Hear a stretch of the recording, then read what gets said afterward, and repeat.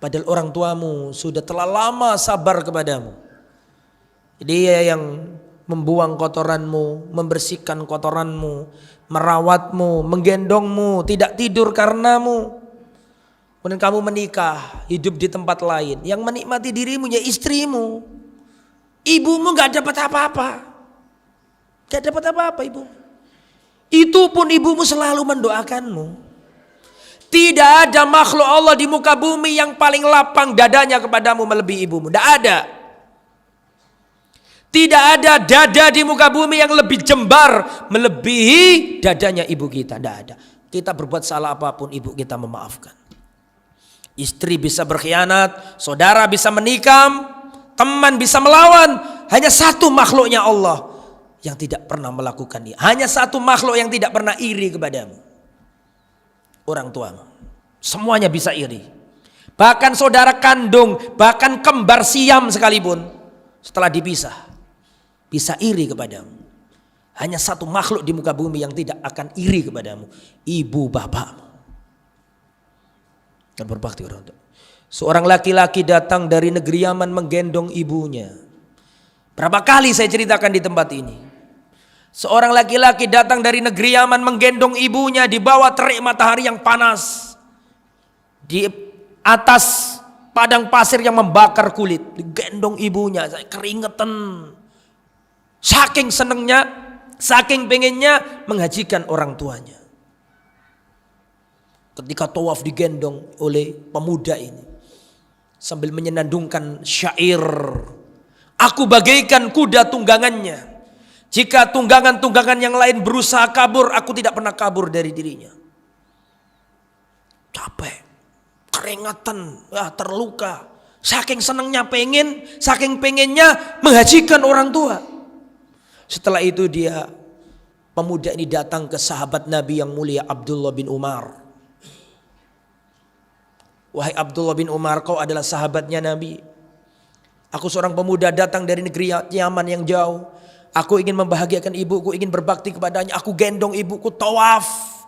Aku seperti unta dinaiki oleh ibuku. Apakah yang aku lakukan itu bisa aku gunakan untuk membayar kebaikan ibuku? Wallahi lam tuaddi haqqaha. Kata Abdullah bin Umar, demi Allah, kamu belum bisa membayar kebaikan ibumu. Meskipun apa yang kamu lakukan tadi digunakan untuk membayar satu kali jeritan ketika melahirkan dirimu, belum bisa. Belum bisa. Hanya orang tua ini kalau sudah sepuh, subhanallah ya.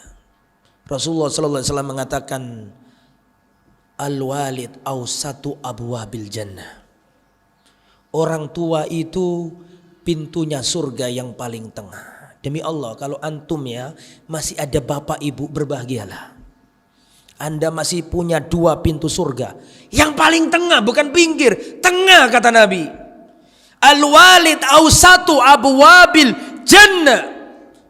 Orang tua itu pintunya surga yang paling tengah. Jangan pernah kau sia-siakan ini. Meskipun dia itu tidak mengenakkan hatimu, meskipun dia itu jengkelkan hatimu, ingat dia itu pintumu. Sayangi dia. Karena ibu kita nih kalau sudah mati, pintu itu tertutup dan gak akan balik lagi. Mumpung masih ada, telepon ibumu, ya, silaturahim kepada ibumu, ya, jangan sampai hanya berita kematiannya yang membuat kamu pulang. Untuk apa kamu pulang? Oh sudah mati ibumu. Ketika masih normal, ibu luar biasa. Ada planning ini, ada jam ini, ada jadwal ini, ada rapat ini, ada kerja itu. Gak ada waktu sama sekali untuk ibunya. Tapi gilirannya ibu mati, loh bisa pulang dia. Terus untuk apa ente pulang? Oh sudah mati kok. Sedangkan waktu masih hidup kita masih gak ada waktu untuk ibu kita. Waktu terus berjalan. Kau kira ibumu gak tambah umurnya? Ketika waktu itu terhenti, ibumu wafat, pintu tertutup dan tidak akan kembali lagi. Banyak kita harus berbakti sama ibu kita. Kalau ibu kita butuh apa, sudah sampean merem, Allah diganti sama Allah. Kalau sudah sama orang tua itu jangan mikir panjang. Akan diganti sama Allah. kalau sama orang tua itu. Kau usah mikir nanti ini, untuk lah. Kalau sama orang tua merem, diganti sama Allah. Ada orang membunuh wanita, dia ngelamar wanita, ditolak cintanya, padahal dia sudah jatuh cinta. Datang laki-laki lain melamar, disetujui. Stres laki-laki ini, dia melamar ditolak, laki-laki ngelamar, yang lain ngelamar direstui. Stres dia. Wanita yang ia cintai dinikahi orang lain. Saking cintanya nih laki-laki ini mendatangi wanita dan dibunuh. Kalau wanita ini nggak bisa saya miliki, nggak boleh ada laki-laki yang memilikinya. Dia sedih karena membunuh wanita ini, sedih, luar biasa sedihnya dia. Wa may yaqtul mu'minan muta'ammidan fajazaohu jahannam khalidan fiha wa ghadiballahu alaihi wa la'anahu wa adalahu adzaban adzima. Barang siapa membunuh nyawa mukmin sengaja, jahannam kekal, dimurkai, dilaknati, baginya azab pedih, azab besar. 5. Stres. Gimana ini? Dia datang kepada Abdullah bin Abbas. Wahai Abdullah bin Abbas, aku melakukan dosa besar, aku ingin tobat. Aku membunuh nyawa. Bagaimana aku bisa tobat? Abdullah bin Abbas mengatakan, apakah ibumu masih hidup? Sufyan ditanyakan, apakah ibumu masih hidup?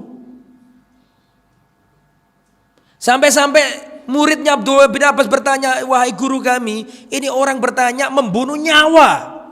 Tapi kenapa panjenengan kok tanya balik kepadanya, apakah ibumu masih hidup? Dijawab sama Abdullah bin Abbas, wallahi la a'lamu amalan aqrab ilallah min birril walidah. Aku tidak pernah tahu ada amalan yang paling dekat kepada Allah melebihi bakti kepada seorang ibu. Tidak ada amalan di muka bumi ini yang paling tinggi setelah tauhid melebihi bakti kepada seorang ibu. Ada seorang laki-laki berangkat jihad, dilarang oleh ibunya, jangan jihad nak, jangan jihad. Berangkat saja. Ketemu Rasulullah sallallahu alaihi wasallam, ya Rasulullah, aku berangkat jihad, aku tinggalkan ibuku dalam keadaan menangis. Kata Rasulullah, pulanglah. Pulanglah, bikin dia tertawa seperti kamu tadi membuatnya menangis. Padahal ini jihad. Meninggikan kalimat Allah, suruh pulang. Karena menyakiti hati ibunya. Kewajiban paling wajib setelah tauhid adalah bakti sama orang tua. Hanya kalau sama orang tua itu kita harus perhatian. Apakah dia nggak nyenengkan hati sampean? Apakah dia itu sering mengecewakan sampean? Pejamkan mata dari kejelekan orang tua. Sayangi dia. Demi Allah, itu ibumu kalau sudah mati, pintu itu tertutup dan nggak akan kembali lagi. Harus sayangi ibu kita. Seberapapun jengkelnya kita kepada ibu kita, sayangi ibu kita, bapak kita.